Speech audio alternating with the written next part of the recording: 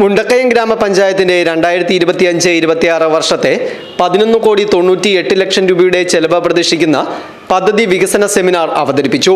Panchayat conference ഹാളിൽ നടന്ന സമ്മേളനം Poonjar MLA. Advocate Sebastian Kulathingal ഉദ്ഘാടനം ചെയ്തു.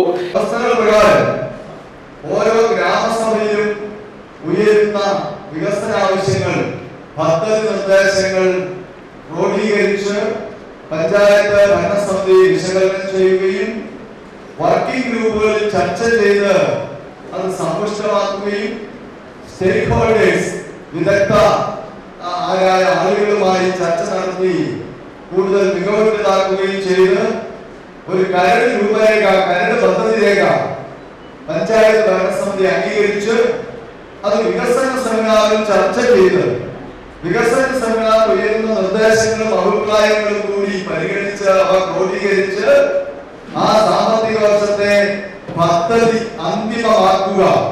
അപ്പൊ ചുരുക്കത്തിൽ ഒരു സാമ്പത്തിക വർഷത്തെ പദ്ധതി അന്തിമമാക്കുന്നതിൽ ഏറ്റവും സുപ്രധാനമായ വേദിയാണ് ഒരു തദ്ദേശ സ്ഥാപനത്തിന്റെ അതാത് പദ്ധതി വർഷത്തെ വികസന സെമിനാർ. ഈ വർഷത്തെ വികസന സെമിനാറിന് മുൻ വർഷങ്ങളിലേക്കാൾ പ്രാധാന്യമുണ്ട്. അത് ഞാൻ പറയാൻ കാര്യം, ഈ പഞ്ചായത്ത് ഭരണസമിതി അല്ലെങ്കിൽ ഇപ്പോൾ നിലവിലുള്ള ത്രിതല സംവിധാനത്തിന്റെ അവസാന പദ്ധതി വർഷമാണ് ഈ സാമ്പത്തിക വർഷം.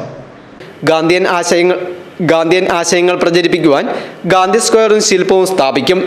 വയോജനങ്ങൾക്ക് മിണ്ടുവാനും പറയുവാനും ഒരിടം, യുവജനങ്ങൾക്ക് എല്ലാ മാസവും തൊഴിൽ മേളകൾ, പ്രൈമറി വിദ്യാർത്ഥികൾക്കുള്ള പ്രഭാത ഭക്ഷണം കൂടുതൽ കുട്ടികളിലേക്ക് വ്യാപിപ്പിക്കുന്നതിനുള്ള നിർദ്ദേശം, കർഷകർക്ക് വേനൽ മധുര പദ്ധതിയായി തടങ്ങളിൽ തണ്ണിമത്തൻ തുടങ്ങി നൂതന പദ്ധതികൾ വികസന രേഖ വിഭാവനം ചെയ്യുന്നു. മുണ്ടക്കയം ഗ്രാമപഞ്ചായത്ത് president Rekha Das, block panchayat president Ajitha Ratheesh, ജില്ലാ പഞ്ചായത്ത് അംഗം PR അനുപമ, ജനപ്രതിനിധികൾ, സാമൂഹിക രാഷ്ട്രീയ സംഘടനാ പ്രതിനിധികൾ, ഉദ്യോഗസ്ഥർ തുടങ്ങിയവർ സെമിനാറിൽ പങ്കെടുത്തു.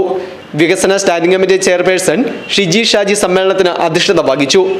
News bureau, Mundakayam.